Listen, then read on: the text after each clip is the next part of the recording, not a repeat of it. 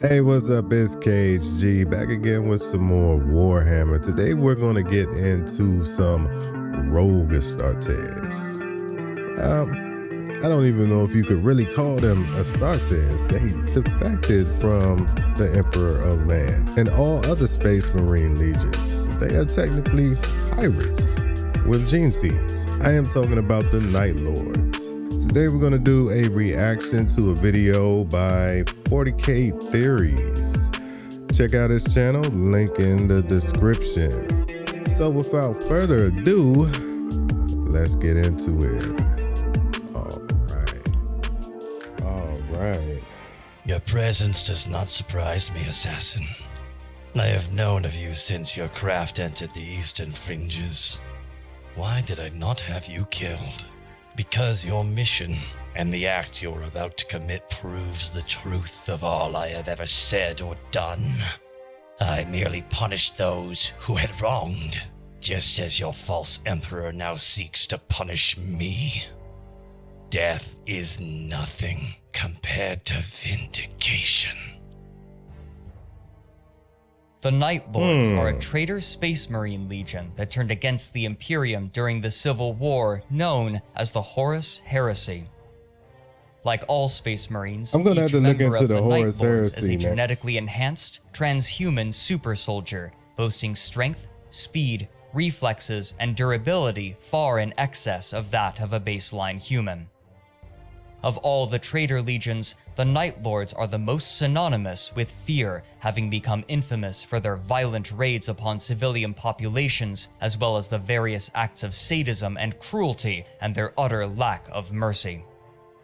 Even before the Legion fell from grace, the Night Lords were notorious for their application of terror tactics and mastery of psychological warfare, allowing the Legion to subjugate countless worlds, as well as quell any nascent uprisings through fear and intimidation alone. While the Legion may have once had some semblance of honor and pride, this, for the most part, is no longer the case. The Night Lords have become little more than war bands of murderers and pirates, hunting and killing for both pleasure and material gain. Despite their preference for targeting the weak and helpless, the Night Lords are nonetheless exceptionally dangerous and highly skilled warriors who are more than capable of overwhelming their foes upon the battlefield.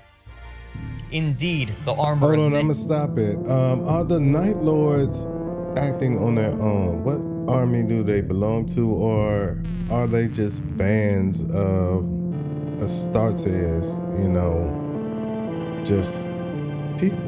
I'm trying to figure this out. Like, they should have been crushed a long time ago. That is my point. If they're small bands, the vastness of the army of the Emperor should have crushed them by now. This is weird. I gotta figure out where's their base and all of that kind of stuff. A Night Lord is adorned with the shattered bones and flayed skins of those that dared to underestimate these utterly ruthless and unforgiving warriors. Ave Dominus Nox. Hail, the Lord of the Night. Originally known simply as the 8th Legion, the future Night Lords Legion would draw their initial recruits from the cavernous ruins of Terra's ancient prison sinks, whose populations were condemned to spend their lives in utter darkness for their various transgressions. The children born to such populations, who would come to be known as the Night's Children, would grow to become pale and silent individuals feared by others as the most violent and savage of killers. These Night's Children would prove to be ideal recruits. Once again, I see purity seals on these guys. Getting mixed messages. I don't really know what I'm looking at. I know they're a band of killers.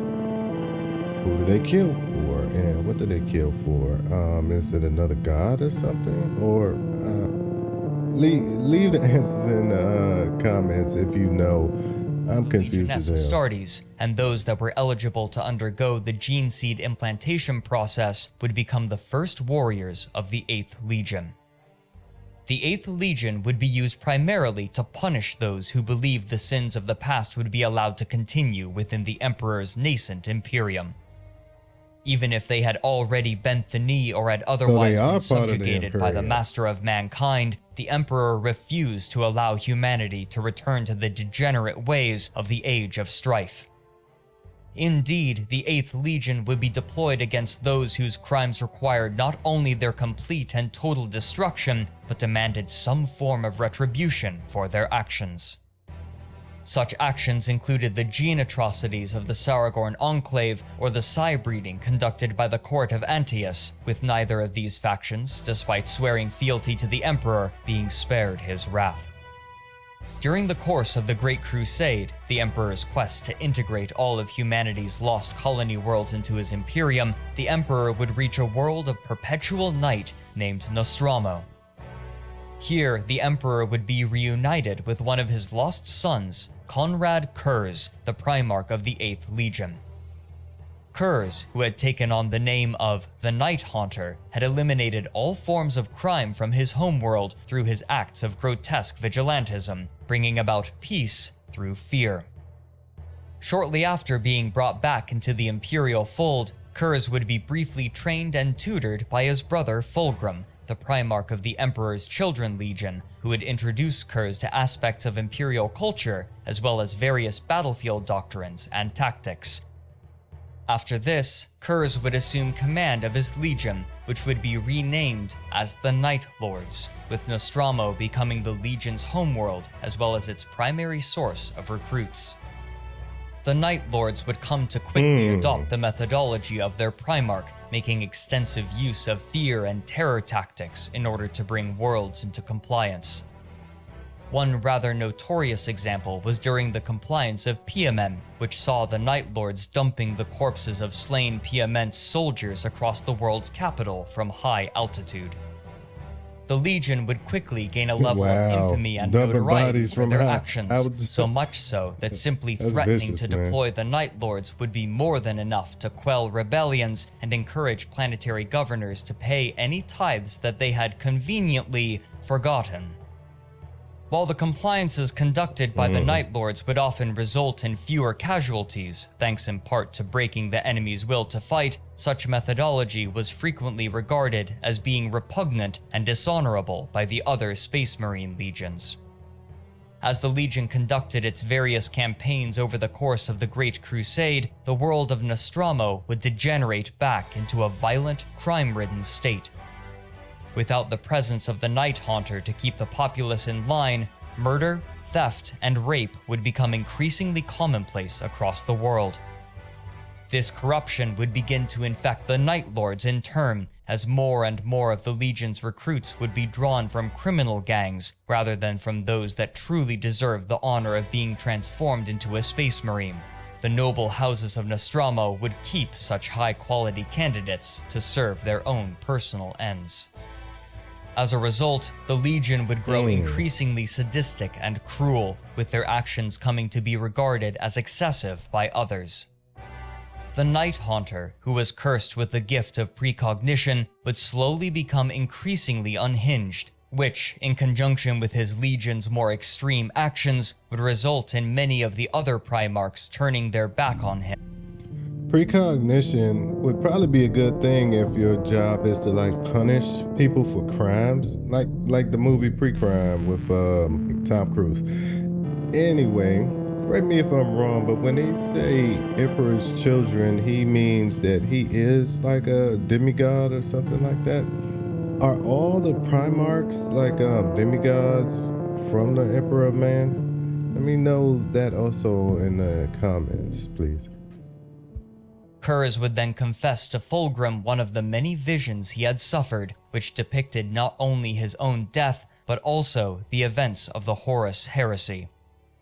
While Curze believed that his old mentor would treat such information with confidence, he would soon learn that Fulgrim had relayed Curze's confession to Rogel Dorn, the Primarch of the Imperial Fists. This would result in Curze and Dorn engaging in a brief argument before coming to blows, with the Night Haunter beating his brother bloody and unconscious. Curze would then be taken prisoner as his brothers debated on what to do with him, but the Night Haunter would easily escape from his incarceration before reuniting with his legion. Around this time, Curze would learn that Nostromo had fallen back into its old ways during his absence, and in response, Curze decided that an example must be made of his homeworld. The Night Lords would journey to the Nostromo system and subject their homeworld to exterminatus. The orbital bombardment unleashed by the 8th Legion was concentrated at the location where the Primarch's gestation pod made planetfall, which had created a weakness within the planet's crust. After a few short minutes, the world of Nostromo He blew shattered, up his own becoming planet? transformed into little more than an asteroid field. Because of their actions, many within the Imperium agreed that the Night Lords had, almost unthinkably for the Legioness Astartes, gone rogue. Sometime after this, the Imperium would learn that Horus Lupercal, the Primarch of the Sons of Horus and Imperial War Master, had launched a rebellion against the Emperor. The Night Lords would be one of the 7 legions dispatched by Rogel Dorn, who had been appointed as the new War Master in all but name, to the Istvan system in order to end the rebellion before it could gain traction. Why Dorn chose to send a legion that had been declared as rogue, however, remains unclear, although some have argued that such an order may have been given out of desperation. Nonetheless, it would be revealed that the Night Lords, along with the Iron Warriors, Alpha Legion, and Wordbearers, had pledged themselves to Horus's cause, and the traitor legions would utterly decimate the loyalist Iron Hands, Salamanders, and Raven Guard. The carnage unleashed upon Istvan V would be known henceforth within official records as the Drop Site Massacre, and saw the first official death among the ranks of the Primarchs. The Night Lords would then be ordered to set course for the eastern fringes to conduct a campaign of terror and genocide in order to prevent any of the loyalist legions within the region from reinforcing the Imperial throne world of Terra. This would eventually bring the Night Lords into conflict with the loyalist Dark Angels Legion, leading to the events of the Thramas Crusade. During the later years of this conflict, the Dark Angels would launch a devastating ambush upon the Night Lords, destroying over 1/5 of the Legion and temporarily leaving Curze in a comatose state, resulting in First Captain Sevatar briefly taking command of the Legion that was slowly beginning to fracture. Sevatar would then organize the remainder of the Legion into 6 great companies, intending to scatter the Legion across the galaxy to do as they wish, provided that they continue to lay waste to Imperial worlds. However, the Legion would once again come under assault from the Dark Angels, forcing the Night Lords to launch a series of desperate boarding actions against the Loyalist fleet. When the assault began to falter, the Night Haunter, now having recovered from his injuries, would enter the fray, boarding the Invincible Reason, the flagship of the Dark Angels, and engaging his brother Lion L. Johnson in combat. Eventually, Curze would order for his legion to retreat, although a number of warriors, including Sevatar, would be taken prisoner by the Dark Angels. Curze himself would stow away upon the Invincible Reason, successfully avoiding capture for an extended period of time before arriving on Macragge, the homeworld of the Ultramarines Legion. The various splinter fleets of the Night Lords would then embark on their own various campaigns throughout Ultima Segmentum. One such fleet sought to capture the ancient Xenos artifact known as the Pharos Beacon, while others sought to find their Primarch, and at least one would journey to Terra in order to lay siege to the world alongside the greater bulk of Horus's forces. Following Horus's defeat at the hands of the Emperor, the Night Lords, unlike the bulk of the traitor legions, did not initially journey into the warp space rift known as the Eye of Terror, but instead continued their campaigns of terror throughout the eastern fringes. After the return of Konrad Curze, who had been locked in a stasis casket for close to a century, the Night Lords would begin amassing upon the world of Tsagualsa before constructing a great fortress upon its surface. Sometime following the construction of this fortress, Curze would await the arrival of a Calidus assassin named Meshen that intended to kill him, a fact that the Primarch knew from his visions. the Primarch ordered his legion's warriors to allow Mishen to enter his throne room and complete her mission. The assassin would decapitate the Primarch, making off with both the Night Haunter's head as well as several Legion relics. While the apothecary Talos Valkoran would pursue the assassin to avenge the death of his Primarch. So he knew that she was going to do that and allowed it. Took his head. I'm super confused now. Why in the hell, if you could predict the future, would you let yourself be killed? Let's see what happens. Primarch, other members of the Legion would do so in order to reclaim the various treasures that had been stolen from them. Talos would successfully slay the assassin, while Jo Sahal, who had ascended to the rank of first captain following the capture and apparent death of Sevatar, would retrieve an artifact known as the Corona Nox from the assassin's ship. However, a number of Aldari raiders would emerge in orbit of the world soon after, forcing Sahal to make a warp jump to escape. Now leaderless, the Night Lords would fracture further into a multitude of separate warbands, each with their own goals and agendas, before the majority of the Legion would make their journey to the Eye of Terror. While a number of Night Lords would continue to utilize Tsagualsa as their base of operations, they would ultimately be driven from the world by the Ultramarines and a host of their successor chapters, forcing the remnants of the 8th Legion to also flee to the Eye.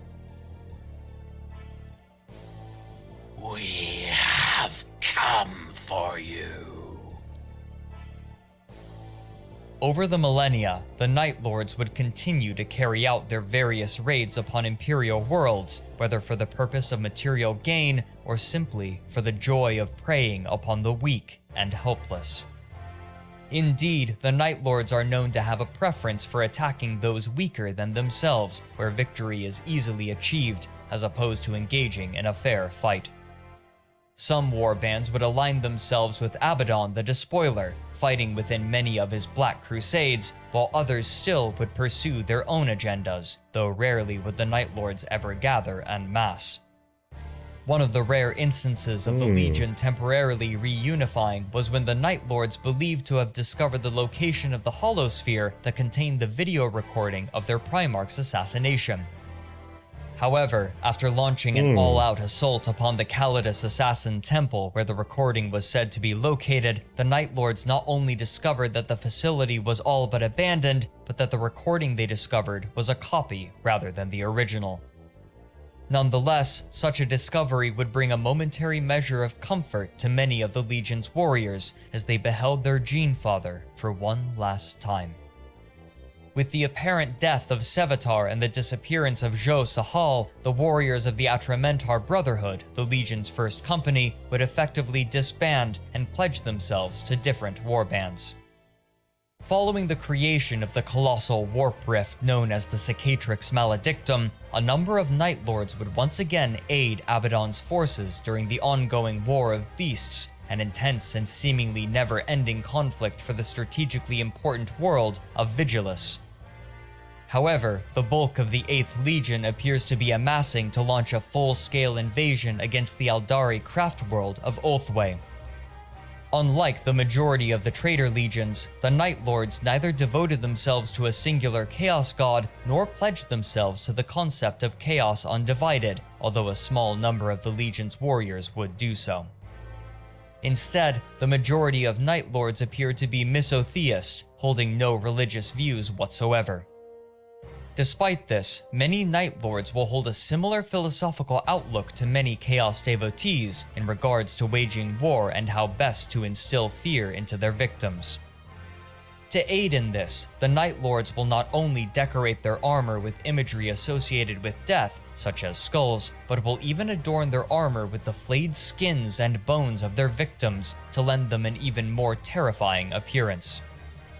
The gene seed of the Night Lords is noted to be surprisingly stable by Traitor Legion standards, although this in itself could be due to the bulk of the Legion refusing to indulge in active worship of the Chaos Gods. Despite its relative purity and stability, the Legion's gene seed is known to display a number of unique characteristics when implanted into potential aspirants. The first is that the skin of the Night Lords, similar to that of the Loyalist Raven Guard, will turn deathly pale in complexion, while their eyes will become jet black in color. In addition, perhaps due to the original implants being from the ever-shrouded Night's Children, Night Lords are known to be incredibly sensitive to light, and as such will rarely, if ever, remove their helms in well-lit environments. But the most intense, albeit rarest flaw found within the gene seed of the Night Lords is that it can gift an aspirant the ability of precognition. Those warriors that bear such flaws are known to suffer from intense seizures as they bear witness to future events, similar to those experienced by the Night Haunter himself.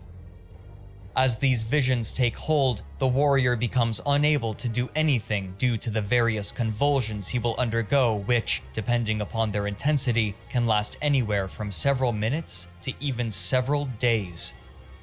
Despite the pain, both physical and psychological, that such visions are known to induce, this is but a small price to pay, as any warbands with such a prophet in their ranks can then use the information to plan their next raid. And that concludes this edition of 40k Lore for Newcomers. If you like this video, consider supporting my friend Rem. Anyway, that's the video. Would have let him finish talking, but check out his channel. Link in the description. From what I have just learned, it seemed like they were part of the Emperor's army, but then split off. Happened during the Horus Heresy, which I have to look into, but I think I know about Horus's attack on the Emperor of Man and putting him into the Golden Throne. But these guys, wow. These guys, they have no god. They are essentially space pirates, guerrilla warfare tactic using Vikings. I mean, a lot of things you could compare these guys to. I like them. I like the salamanders too, but you could put a flamer in these guys' hands and all hell will break loose. Anyway, you could have been anywhere watching anything, but you were here with me. So I thank you. Till the next time, I'm KHG. Peace. You can't fool me. That's a bloody vampire. You can't fool me. That's a freaking vampire right there. I cannot be fooled with your illusions. You are a fucking vampire. You need help.